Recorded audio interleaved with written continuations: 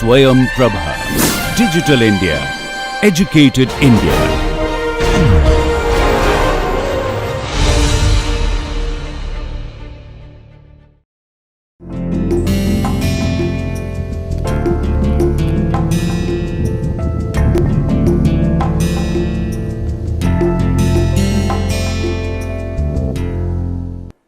So, welcome back into the lecture series in animal physiology.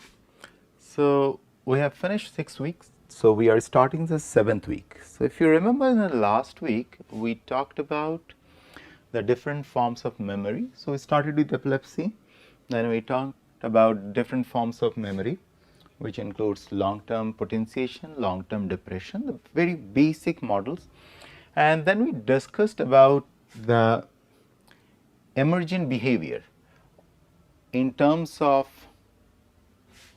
the time where in the space matrix of the brain the changes happen at the level of synapse, and those changes are irreversible changes.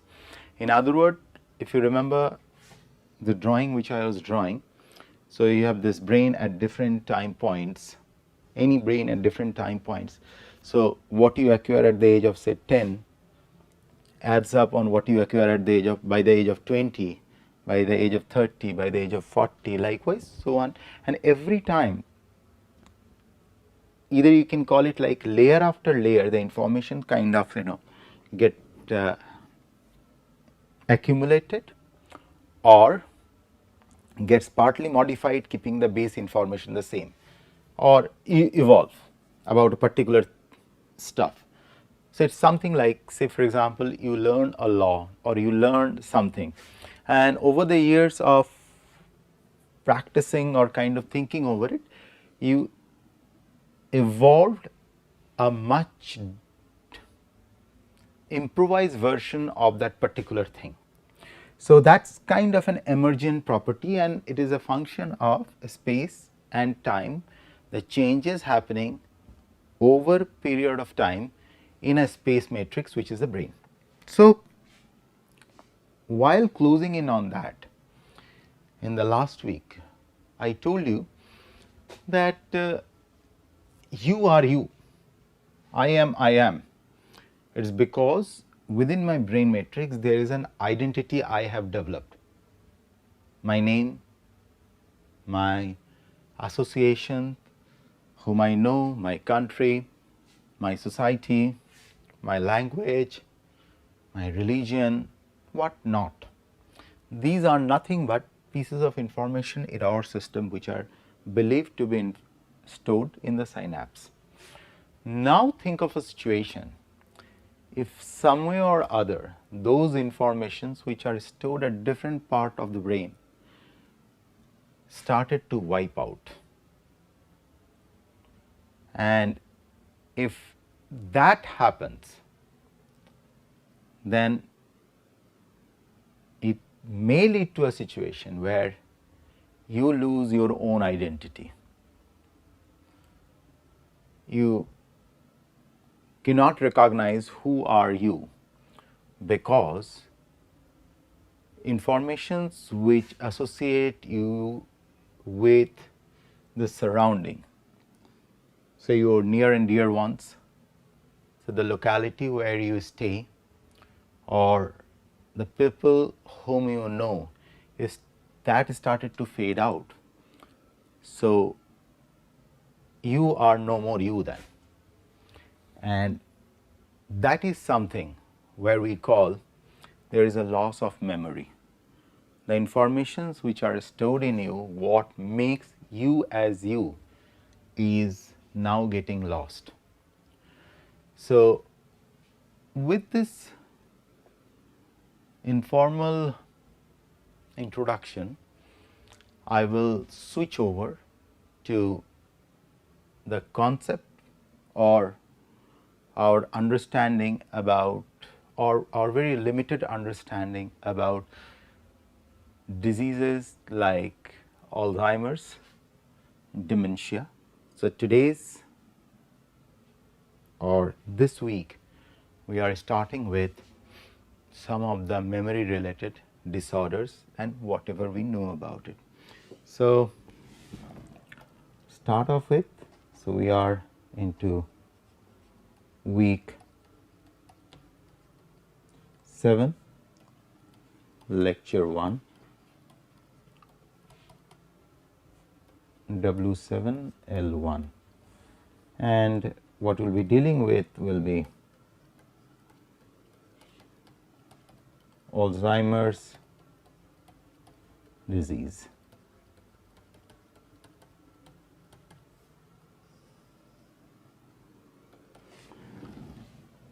So, I will just quote you a story written by Ira B. Black.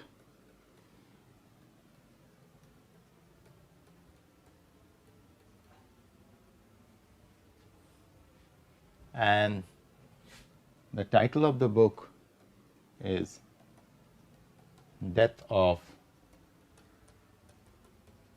Enoch Wallace. This is a scientific primer or a scientific novel written by late Professor Black somewhere around between 2000 and 2003, somewhere at that time when this book was released, and that was the time when I read this book. So the story goes like this. So here is a gentleman called Enoch Wallace, who is a banker in New York, very high profile job, and a very well accomplished person in the finance sector, and lives in Manhattan. It's a wonderful locality. So one morning, Mr. Wallace wake up and kind of for a fragment of a moment kind of got confused where is the restroom or the bathroom in his own house. But then he just kind of ignored. Eventually he found it, went to the restroom, got ready, and this is a financial banker who is very meticulous about how to put the tie and what the belt and everything, like absolutely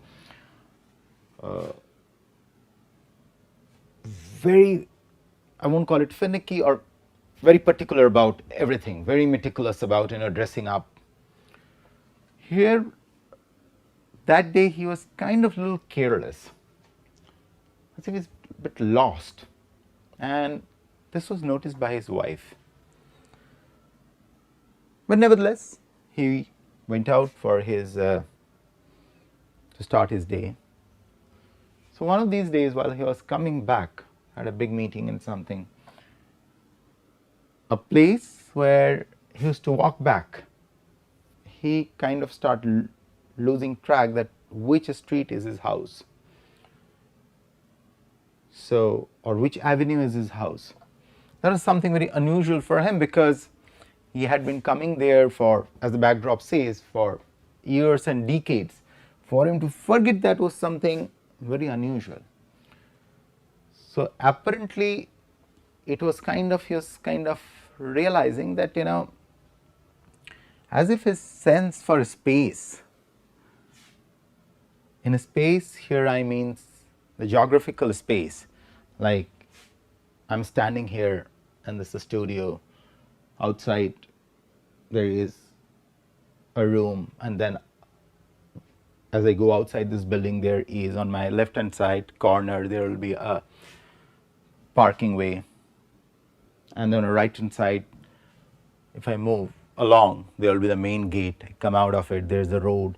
On the right hand side I'll have my academic area. So there are certain space map which is there stored in my brain somewhere or other in my synapses. So this gentleman was realizing that he is losing sense of that space, and as if his geography was kind of getting compromised. And this pattern started to progress further, and his wife was worried and took him to consult.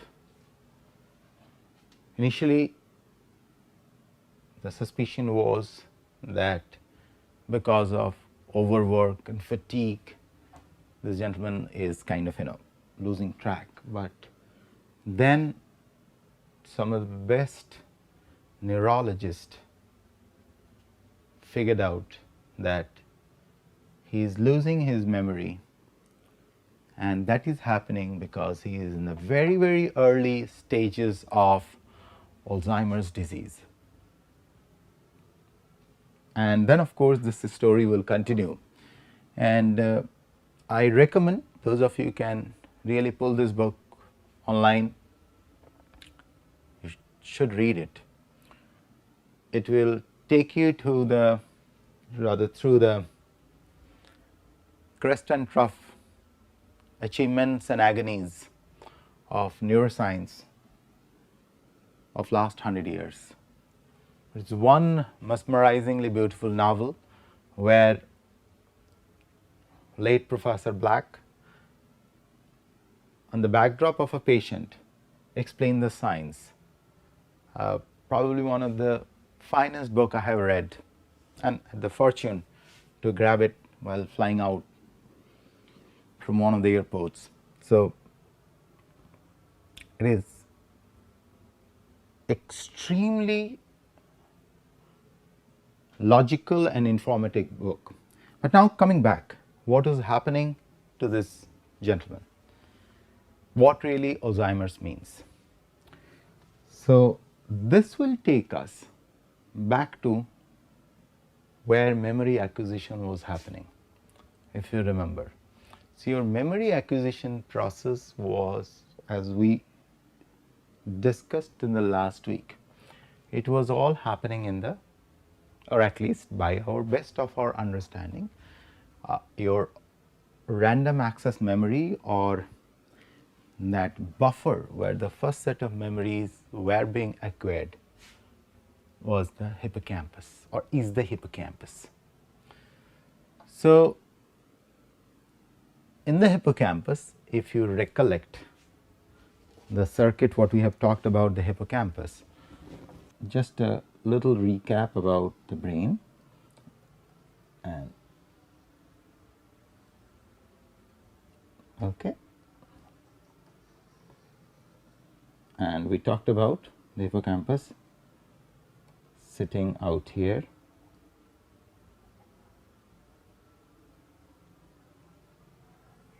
right? Now out here, when I drew the circuit, I told you that if you place it like this, this is the dentate gyrus what I am drawing now, DG, and this hippocampal region has this CA1, CA2, CA3, CA4 pathways, different emergent pathways which are there in the hippocampus. Okay, CA1, CA2, CA3 and CA4. So, and in one of the drawing I showed you that these have this pyramidal architecture of neuron, where the cell body is almost like a pyramid, and these are the dendritic terminal, and this is an axon which is going up, and here you have the nucleus. So a classic pyramidal neuron looks more like, exactly under the microscope, this is how they look like, having a long axonal terminal, and here you are having the dendritic tree. You have the nucleus, here you have the axon,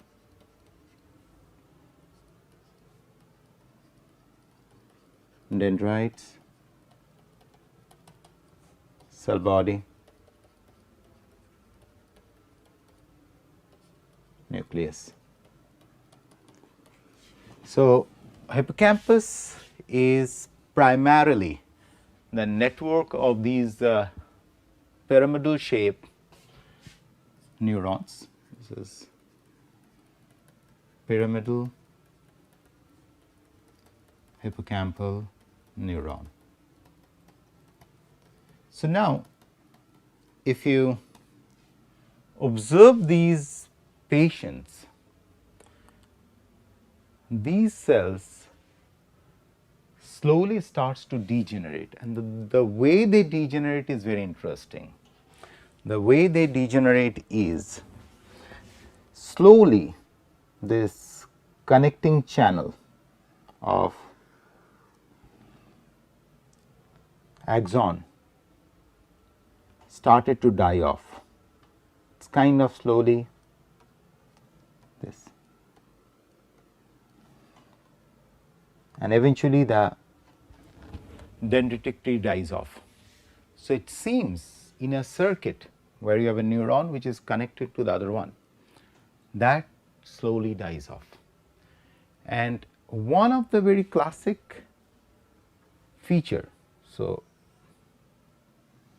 there are a lot of theories and I will not get into that because, but what has been the emerging property, what has been observed is that if you look at this axon is where the neurotransmitters are getting transmitted. If you remember when we talked about the neurotransmitters getting transmitted at these terminals, and that is where the neurotransmitters are being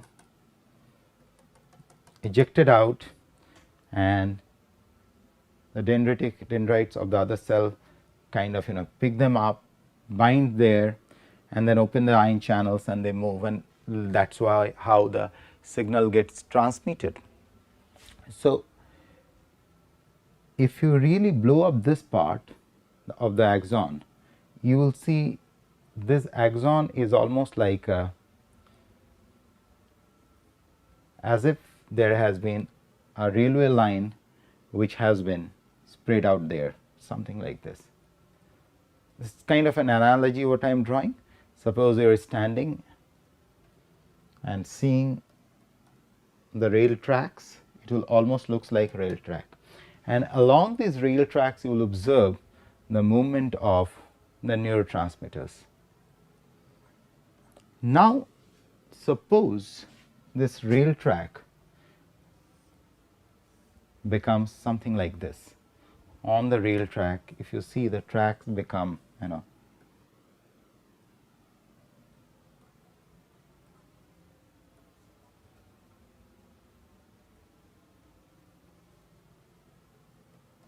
something like this instead of this, where the track starts to getting bit of a damaged, and what will you observe is there will be accumulation of certain unusual protein like A beta, and there are several others which are slowly emerging like this, and the